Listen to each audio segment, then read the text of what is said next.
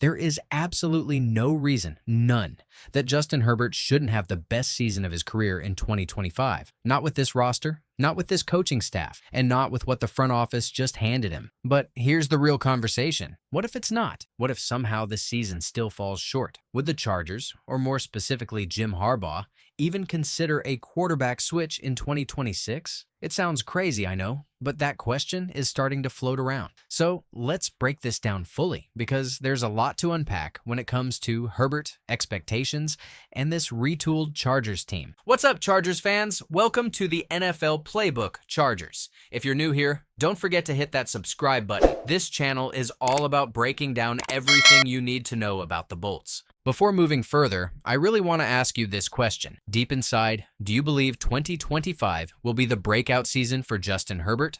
Share your honest thoughts in the comment section. Okay, now let's really look at what we're getting with Herbert this year. He's coming into this season with more talent around him than ever before. Yet, some experts still only rank him as the 8th best quarterback in the NFL. And it raises a fair question. Why? Well, analysts point to his lack of big game success. They say he hasn't shown up in the clutch moments. He hasn't consistently won when it really matters. And while that's not totally unfair, it's not totally on him either. Let's not forget, Justin Herbert has played under multiple coaching staff with inconsistent support, and he's had his fair share of playoff heartbreaks. This isn't tennis. Football is a team sport. It takes 53 guys executing, not just one quarterback. But now, all those excuses are gone because this team is built to help him win. And Greg Roman, the offensive coordinator, made it clear. They want to move Herbert around more this season. That's something they couldn't do much last year, especially after his foot injury. That plantar fascia issue limited his mobility. Roman even talked about that in a past interview,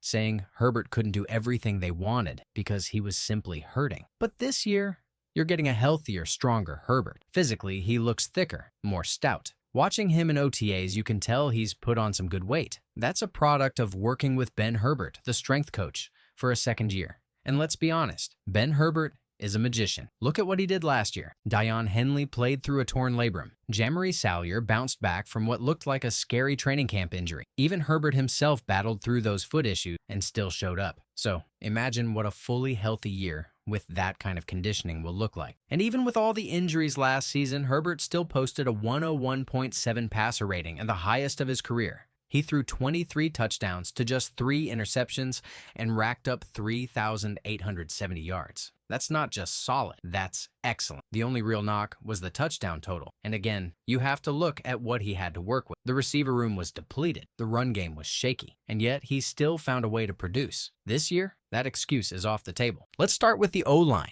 The tip of the spear, as Jim Harbaugh calls it. Joe Alt on the right side is going to be a monster. He's already being talked about as an all-pro caliber tackle, and he's only getting better. Then you've got Rashawn Slater on the left, one of the best in the league when healthy. Add Mekhi Becton to that mix, and the right side of the line just became absolutely terrifying. The interior is still being sorted out. Possibly Bradley Bozeman at center, or even Zion Johnson, who's taken first-team reps there during OTAs.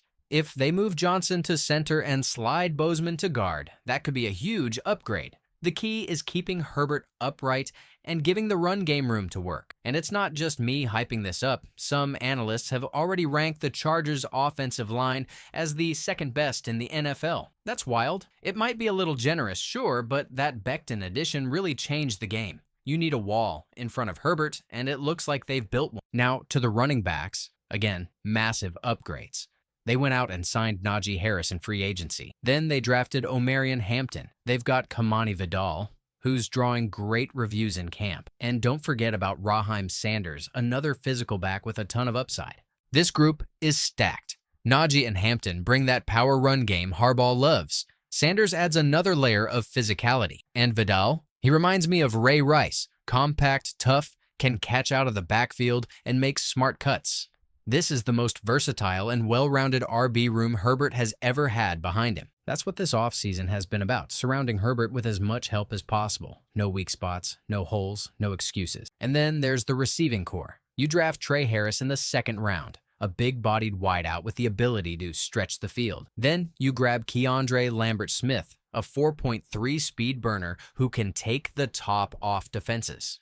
That combination of size and speed is going to open up everything for Herbert. Think back to 2020, Herbert's rookie year. When he had downfield weapons, he was electric. That was bombs away Herbert. That's the guy we want to see again. Add in Oren DeGadsden II, a high upside tight end who can be a real mismatch. Pair him with Tyler Conklin, who's looked sharp in camp. Suddenly, you've got legitimate depth at tight end too. And don't forget the returning weapons, Quentin Johnston, who's expected to take that next step, Ladd McConkey, who's drawing rave reviews. And yes, Mike Williams is still in the mix. This group is deeper than it's ever been. Bottom line, the offense is ready. It's been reloaded from top to bottom. So, what's the wild rumor we heard? Yeah, that one. There's a whisper going around that Jim Harbaugh might pull a Kaepernick Alex Smith type move, with Trey Lance as the Kaepernick and Herbert as the Alex Smith. Let's just call this what it is. Ridiculous. Unless Trey Lance suddenly becomes the guy he was hyped up to be back in that draft, which he hasn't shown yet. There's no reason to even entertain this. He was a high pick, sure. He has tools, but he hasn't put it together. Meanwhile, Harbaugh has gone out of his way to praise Herbert, calling him the crown jewel, putting him in his elite 9, raving about his intelligence, leadership, and talent. Greg Roman and Joe Ortiz have echoed those sentiments. Everything from this coaching staff suggests Herbert is the guy. But yeah, Harbaugh has done this before. He switched from a safe, consistent Alex Smith to the dynamic, high-ceiling Colin Kaepernick, and it worked. So the fact that this is even being talked about means one thing: expectations are high. And if Herbert doesn't deliver in 2025, that conversation, as ridiculous as it sounds now, might not be so crazy a year from today. But here's the truth. Last season was Herbert's best in terms of winning. He went 11-6. That's progress. But it's about more than just the regular season now. It's about those high-leverage games. It's about making that drive in the fourth quarter. It's about playoff execution. That Houston game last year? Let's not even talk about it. Bad game. Plain and simple. But it wasn't all on Herbert. The whole team collapsed. No receivers. No protection. No rhythm. Everyone was off. This year, that can't happen, and this shouldn't happen. Not with this roster, not with this coaching staff. The pressure is real. The expectations are clear, and it's time to deliver. From the O-line, to the backs, to the receivers, to the scheme, everything has been built to bring out the best in Justin Herbert. If this isn't the year he takes off and flirts with MVP numbers, something's gone wrong. And I don't expect anything to go wrong. Let me know in the comments. What version of Justin Herbert do you think we'll see in 2025? Are you buying into the MVP hype? Do you think this is finally the year we get the full package? Or are you still cautiously optimistic? And yeah, sound off on that Trey Lance rumor too. Troll or real concern? We're about a month away from training camp. It's coming fast. And this season, it's going to be different. Like the video, subscribe if you haven't, and let's get ready. Because Justin Herbert is about to show the world what he's really made of. Let's go.